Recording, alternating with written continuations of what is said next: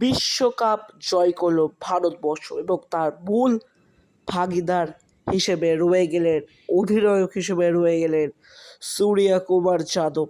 এর আগে 2007 সালের কথা যদি তোমাদের মনে পড়ে, মহেন্দ্র সিং ধোনি এবং 2024-এ রোহিত শর্মার পরে এইবার সূর্য কুমার যাদব।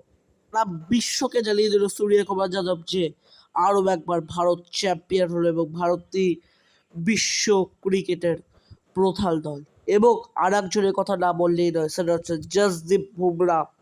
বুমরা দুর্ধর্ষ 4টে উইকেট নিয়েছে ভাই, 4 ওভারে 15টি রান, ওটা যোগ, এবং ওয়ার্ল্ডের একজন ভালো বলারের লিস্টে যদি বলো দ্বিতীয় হতেই পারে কিন্তু আমাদের জসদীপ বুমরা, এটা নিয়ে কিন্তু কোনো সন্দেহ নেই।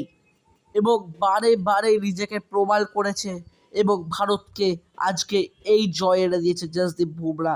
এবং এরপরে যাকে নিয়ে কথা বলবো, অভিষেক শর্মা, দুর্ধর্ষ একটা প্লেয়ার অভিষেক শর্মা ভাই, আজকে মেরে গেলাম। এবং যারা বলছিল অভিষেক শর্মা চলছে না আর ওকে দেওয়ার হচ্ছে না, তারাকে চুপ করিয়ে দিয়েছে, মুখের ওপরে চড় মেরেছে একদম অভিষেক শর্মা।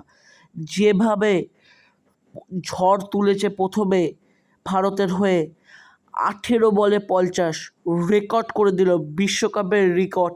এত তাড়াতাড়ি বিশ্বে কোনো প্লেয়ার বিশ্বকাপে কিন্তু করতে পারেনি 50 রান, দ্রুত 50 রানের রেকর্ড করলো অভিষেক শর্মা। এবং তারপরে যে সঞ্জু স্যামসন, ইনিও কিন্তু নিজের ছল দিয়ে খেলে গেছে আজকের ম্যাচে ভাই।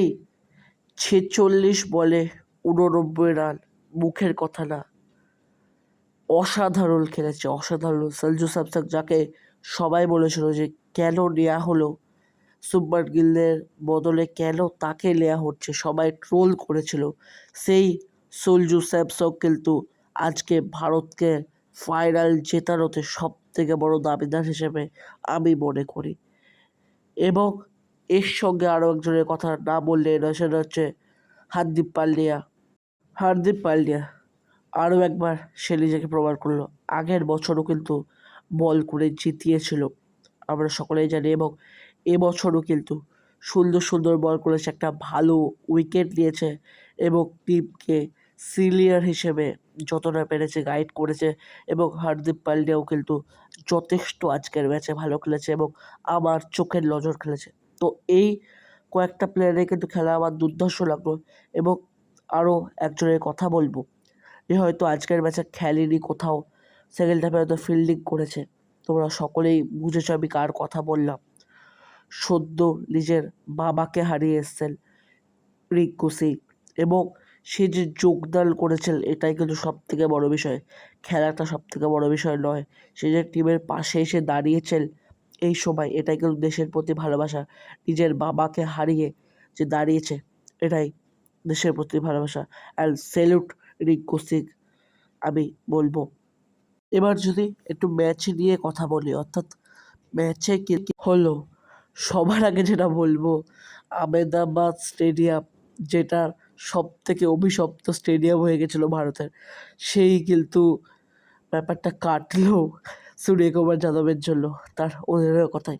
এবং ভারত 20 ওভারে কিন্তু 256 রান টার্গেট দিয়েছিল নিউজিল্যান্ডকে, এবং কিন্তু নিউজিল্যান্ড 19 ওভারে 159 রানে করে এই ম্যাচটা কিন্তু হারলো এবং অল আউট করে দিয়েছে 19 ওভারে। এটাই সবথেকে বড় ব্যাপার।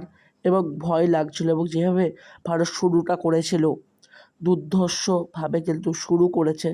এবং অনেকে বলছিল আমাদের বোলিং লাইন আপ অনেকটা ভালো না, কিন্তু একা জসদীপ বুমরা এবং হার্দিক পান্ডিয়া কিন্তু সেই জিনিসটাকে বদলে দিয়েছে এবং যথেষ্ট ভালো বল করেছে আজকের ম্যাচে ওভারঅল, এবং প্রত্যেকটা প্লেয়ারই ভালো খেলেছে। তো এই ভিডিওটা কেমন লাগলো তোমরা সকলেই জানিও। এবং ভিডিওটা যদি ভালো লেগে থাকে, লাইক, কমেন্ট, শেয়ার এবং সাবস্ক্রাইব করতে পারো না। কলকাতা খেলা হওয়ার এবং যাওয়ার আগে সকলকে জয় ইন্ডিয়া।